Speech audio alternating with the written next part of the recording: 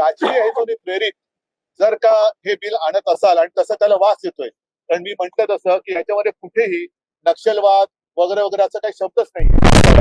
साहजिकच आहे, सत्ताधारी पक्षाकडे पाचवी बहुमत आहे आणि त्याचा ते उपयोग किंवा दुरुपयोग करतायत.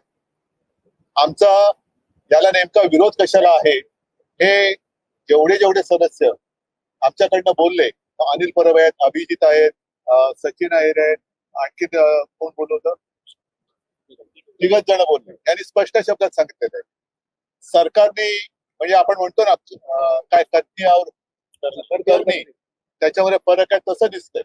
सांगताना ते सांगतात की नक्षलवादाचा बिमोड करायचा आहे, दहशतवादाचा बिमोड करायचा आहे, परंतु या बिलामध्ये या कायद्याच्या जो काही मसुदा आहे त्याच्यामध्ये कुठेही नक्षलवाद किंवा दहशतवाद असा उल्लेख नाहीये. सुरुवातीला फक्त कडवी डावी विचारसरणी, कडव्या डाव्या विचारसरणीच्या संघटना.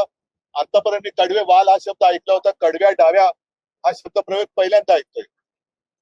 डावा आणि उजवं याच्यामधला नेमका आता आपल्याला फरक करण्याची आवश्यकता आहे.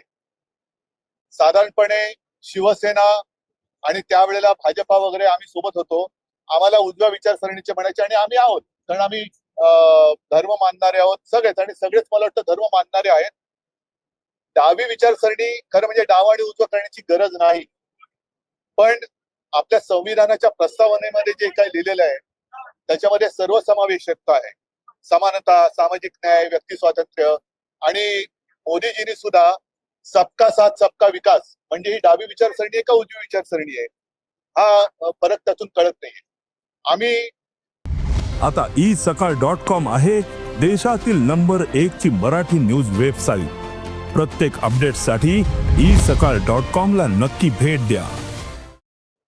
या बिलावरती बोलताना जर देशविघातक शक्तींचा बिमोड करायचा असेल तर आम्हाला विचारण्याची गरज नाही. आम्ही नक्कीच सरकार सोबत आहोत, राहू आणि राहणार, त्याच्याबद्दल दुमत असण्याचं कारण नाहीये.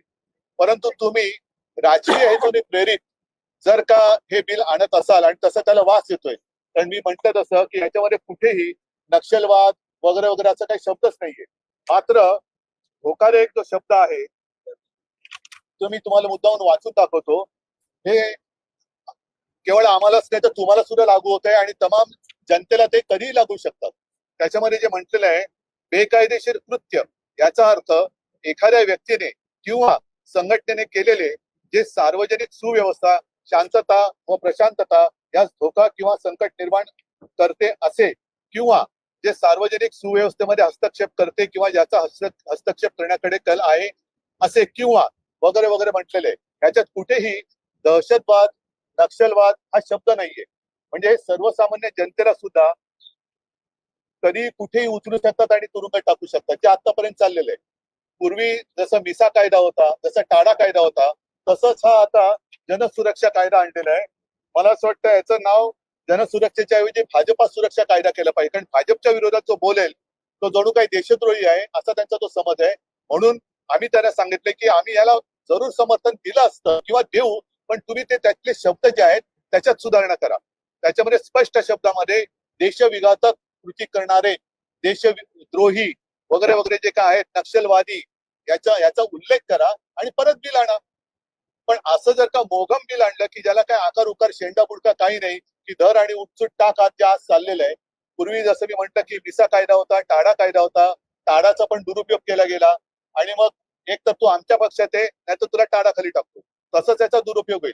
आणि याचं स्पष्ट चित्र आज आम्हाला म्हणजे मला तरी सभागृहात दिसलं, कारण आमच्याकडनं बोलणारे कोण होते? अनिल परब, सचिन अहिर, हे शिवसैनिक, अभिजित काँग्रेस, तिघच जण बोलले. पण